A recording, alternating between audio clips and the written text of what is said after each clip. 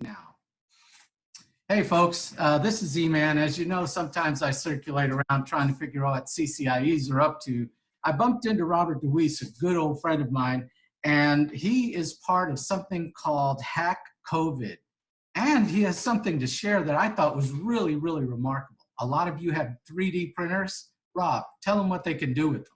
So here, before we get into that, I just want to say, Eman has a huge network. I have a huge network. We have a lot of engineers out there that might have 3D printers. You might have bought your kid one of these for Christmas. You might have some spare, 3D ink cartridges sitting around. We can put these to use. So we have a problem right now, mask shortages and face shield shortages. Come up with a few different designs and part of this Hack COVID movement. It's on Facebook, join it. Come up with a lot of creative solutions, one of which is this. It's a very simple face mask that almost any 3D printer can print. It's sterilizable and it can fit over your face and give you a tight fit, where you can put a filter material underneath, like a HEPA vacuum air filter bag, which is the same material we use in the N99 and the N95 mask. So it could give protection to workers in need. But also, we have an army of grandmas and women and people out there, men as well, sewing surgical masks. Now, there's a problem that we have with those that my mother, who is a 72-year-old nurse, was explaining to me. The problem with those old masks, they fit over your mouth, but they don't create a tight air seal. So when you have them on, it stretches off here and there's air leaking out on the sides of your nose. So the benefit of the N99 and the N95 masks are these little metal pinch things. These can't be reused though, and they can't be sterilized. Those surgical masks that all these women across the planet are creating for hospitals, they can be sterilized. This can be sterilized in an Instapot or an autoclave or any way you can find you can steam sterilize something. This can not only be used as a filter, this can go over those classic surgical masks and give your healthcare workers a better opportunity of protecting themselves by preventing air leaks. Do you see any holes anywhere here? No, I don't, man. Great. All right. Yeah. I can print one of these in about a minute and a half, 2 minutes on a 3D printer, and with a spool of ink, probably get 50 of these out of one spool, and I've got a lot of spools.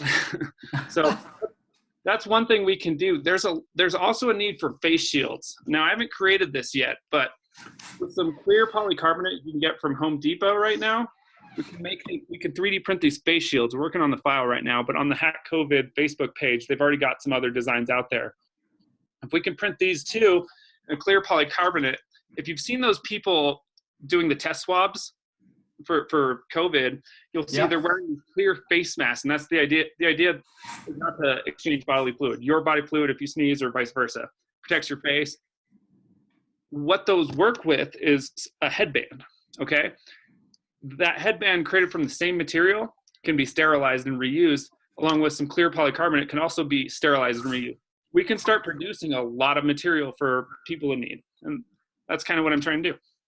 Well, I'm pretty excited about the face mask component thing that you've got. How does somebody get that pattern so that they can reproduce it on their 3D printer?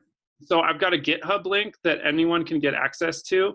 I will share it with you, and then it's all there. There's a million people trying to come up with a bunch of different solutions on this Hack COVID Facebook group. IBMers, Microsoft employees, Amazon employees, people from all over the world. It's really creative. People are coming up with ventilators, respirators. Like, it's unbelievable. Yeah, there's a GitHub link. I will share it out. One of the things I saw out there was actually $100 ventilator, where you're taking a small electric motors and tubes and stuff that I was shocked that something like that can so easily be made. All right, so let me show you this.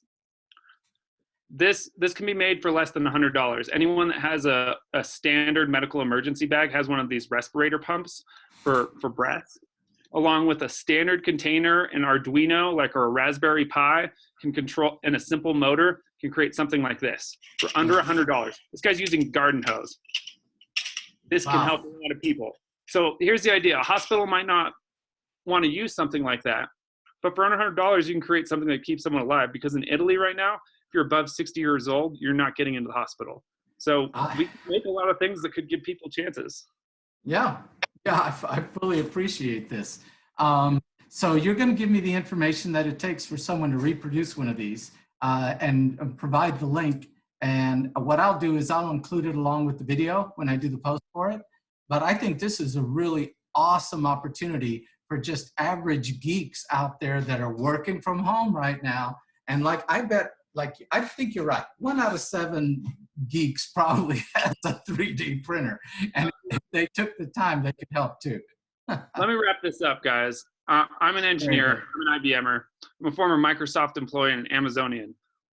Just that crowd of engineers alone could do something amazing, from ventilators to respirators to masks to just hack this.